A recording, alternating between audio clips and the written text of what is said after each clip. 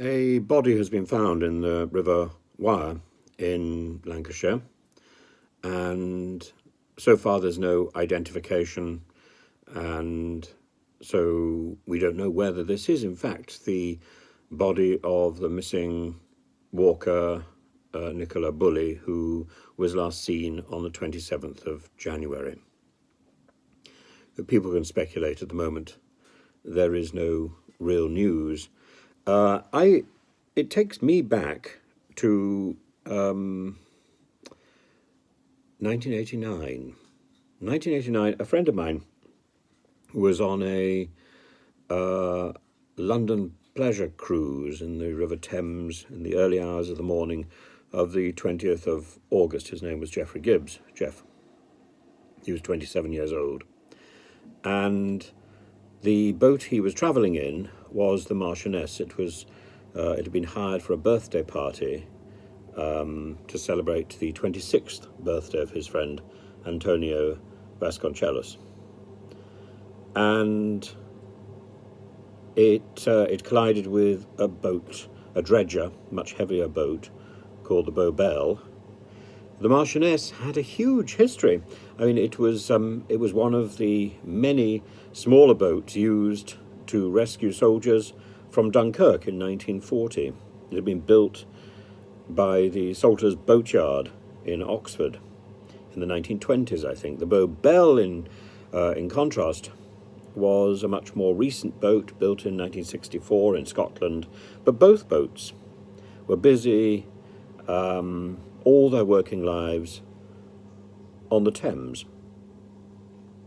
And this collision happened. Neither boat could really see what was going on. Why? Because the Marchioness had been bought, and the new owners had put a dance floor on the top of it, and a hastily constructed dance floor which obscured the view of the river from the wheelhouse.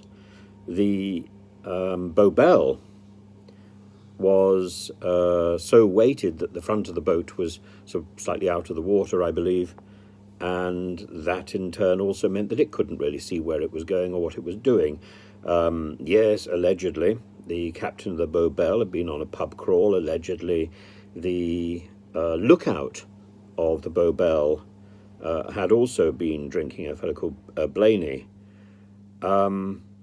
But the charges of manslaughter that were later brought were dismissed because of a lack of evidence.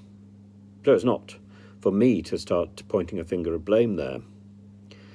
The problem really is our law and the way that we judge fatal accidents in this country. A lot of the decisions that were taken were hinged onto the Fatal Accidents Law of 1976, and very little compensation was offered for the families of the people who died, who lost their loved ones. There was a lot of noise about responsibility, but we have quite a heartless legal process with very little recognition for the enormous loss. And I think, for example, in one case, after court fees were paid for an award of £45,000, the family received £300, just £300. Why? Well, we're told that the people were young and that they had no established careers to lose. They were cheap. Cheap like cannon fodder. It's really, really sad. And this was a huge story in its day. But for the people who knew, who had friends, who had relatives on those boats, and it wasn't just a story, it was a human tragedy, as indeed is the tragedy in Lancashire, and this sort of ongoing speculation by the press, which all sends a sort of frisson, a titillation around the pages of the newspapers. It gives the newspapers something to print. But it's about people's lives, and it's about a personal tragedy. And what can you do to compensate people for their loss and to help people in their loss? Write another newspaper article? No. So now is the time, actually, when the great groups of people should get together and help. They should be helping the family who have lost a loved one. Instead, I fear now is the time that this great mass of armchair Sherlock Holmes will go home and will think no further of it. Now is the time when it stops. Under our law, people who have suffered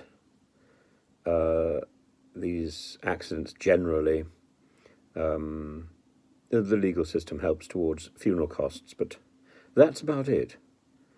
That's about it. As I say, our legal system is brutal, and we don't pay out as we should for potential. We should judge people by potential rather than by what they've already done. And the potential of the people who died in the Marchioness disaster was enormous and should be remembered. It's only a few years ago now since the 30th anniversary of that disaster, and I was walking near Cannon Street Tube, London Bridge, Southwark, only a week ago. And I was thinking about my friend and about the disaster there, and looking from the bridge, from London Bridge, up towards Tower Bridge, and thinking this is a very beautiful but a very dangerous stretch of river. But all rivers are dangerous because the currents can move in very unpredictable and very sudden ways. As the Greek philosopher, the pre-Socratic philosopher said, well, actually Pocahontas said it so much better, you can't step in the same river twice. The river is always changing, always flowing. And I wish the family of Nicola Bulley all the very best. And I hope they get as much support as possible now, and that people rally round to give them the help they need at this difficult time.